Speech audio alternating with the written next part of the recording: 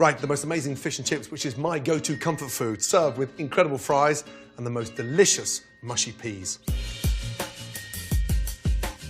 For me, fish and chips screams cod. Highly sustainable, delicious, but the secret is in the batter. This is a beer batter, 00 flour, eggs, and beer. It sort of makes it lighter, crispier, and it's an amazing flavor. The secret is to make that batter the night before. The more you can let it rest, it becomes so crispy. Take your cod, run it through into seasoned flour, salt, pepper. You could jazz this up a little bit with a touch of paprika. Lightly season your fish. Too wet a fish can destroy the batter, so I like to season my fish first with salt. That extracts the moisture from the fish, which keeps the batter even more crispy. Then from there, just brush off that seasoning and just pad down the fish. That way it stays nice and firm. Into the flour and then nicely rolled. Make sure you get the ends done. Dredge the fish in the flour in order to make sure the batter sticks. Really important. And then next, into the batter. Make sure you dust off any excess flour. Otherwise you get these white clumps of flour underneath the batter. Into the batter. Let it sink. I like topping tailing my fish. I trim the top, trim the base. I've got an even piece of fish. If it's cut evenly, it's going to cook evenly. Shake off the excess flour and into the batter.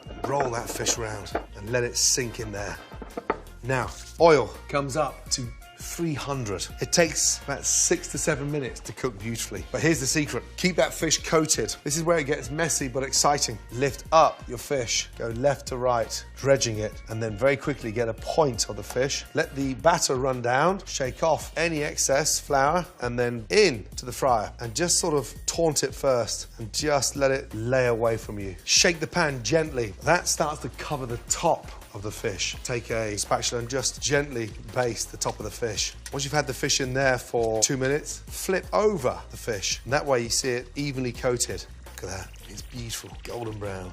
Now, take that out, shake it well, let that sit. They're like these perfect parcels, and literally let that sit there. Now, as it's piping hot, you salt and just lightly season the top. And what happens to the fish now, it just gets even crispier, but the batter's seasoned underneath and on top, and that's really important. Right, fries. These are Yukon Gold potatoes. I'm basically just peeled, not washed, because I want the starch to get really nice and crispy. I start them off at a very low temperature in a way that I blanch them, and that is literally in the oil first for 2 minutes at 330. In. Blanching basically means cooking with no colour. And the secret here now is to blanch them for 2 minutes at 330, take them out, let them rest, crank up the heat, go from 320 to 385. Great. Now the temperature's risen, fries back in, second time cooking, and this time it's getting them really nice and crispy. A great indicator cooking in fryers is that when it starts to float, it's the confirmation that it's cooked, whether it's fish, chicken or fries. Cooking fries twice, blanching them first and then putting them back in hot oil at the end is so much more healthier because they don't sit in the oil for anywhere near as long as frozen fries, so it's really good to cook them twice. Super healthy. Fries are done, shake. You can hear how crispy they are. Out onto a tray, drain them really well. Lightly rub off the excess fat, let them sit there. I love placing them into a bowl, fresh parsley on top, a touch of paprika, and then a touch of salt and pepper, and then from there, just roll them around. You can hear how crispy they are. Beautiful. Fish and chips would not be complete unless we got peas. I use frozen peas all the time, so don't be scared. A splash of oil, just a splash. Peas go in, beautiful. Touch of salt, touch of pepper, a little hint of shallots, minced in, and garlic. It's a great way of elevating mushy peas. From there, a little knob of butter in, and then you just toss those peas. Once that butter's evaporated, we turn off the gas and then just crush. Beautiful. And that's where you take this frozen pea into a mushy pea. And we're sort of trying to break it up almost like a sort of, like a puree. But I don't want to refine them too much because the flavour is when you burst them. Touch more butter in there. The butter gives it a really nice glossy finish. One more little finishing touch, some fresh mint. Just bring your leaves down, lay them on top of one another. Get your largest leaf on the bottom, roll it really tight, and then just shred. Let the knife do the work.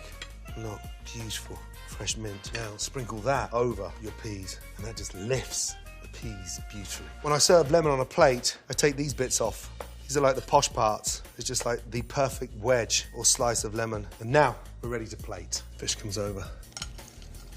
Hear how crunchy that is. Fries, place them there. Hear how crispy they are. Beautifully done.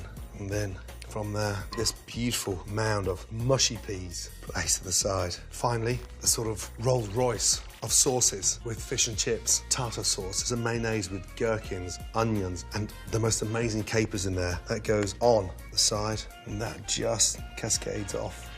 And how can you serve fish and chips without lemon? I get my lemon here and I just squeeze it over the fish onto the salt. And then got a fresh one there, literally for seconds. And there we have fish and chips a la Gordon.